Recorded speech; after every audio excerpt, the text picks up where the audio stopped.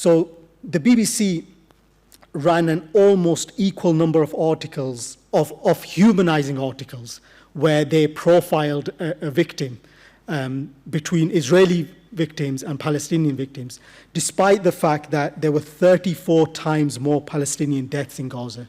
So despite this huge disparity, you had these individual profiles of people, particularly hostages, hostage families, and it was noticeable that whenever there was a sort of atrocity or a new atrocity committed against people in Gaza, you had a sort of humanizing story about an Israeli hostage or what was going on in Tel Aviv or something like that.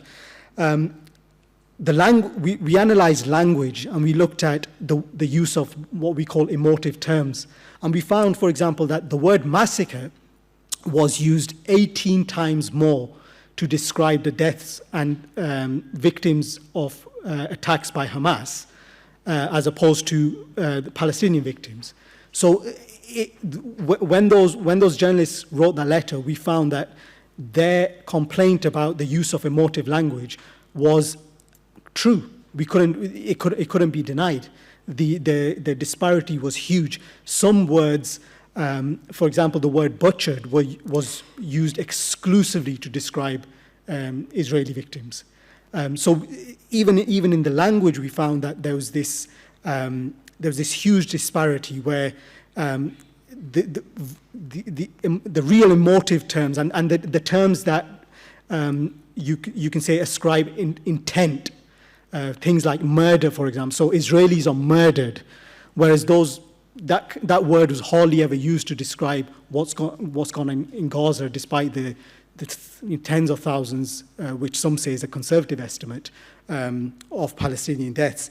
So we looked at, across TV and radio, 70% of all of these emotive terms were used by BBC journalists to describe Israeli victims. One of our leading stats is that 33 times, the BBC gave Israeli deaths 33 times more coverage across articles, online articles, when measured on a per fatality basis. So despite this huge disparity in deaths between Palestinians and Israelis, the BBC effectively giving 33 times as much coverage to Israeli victims, which tells a story in itself. In terms of interviewing, the BBC interviews significantly fewer Palestinians than Israelis. So there was 2,350 Israeli representatives interviewed and only 1,085 Palestinians across TV and radio. And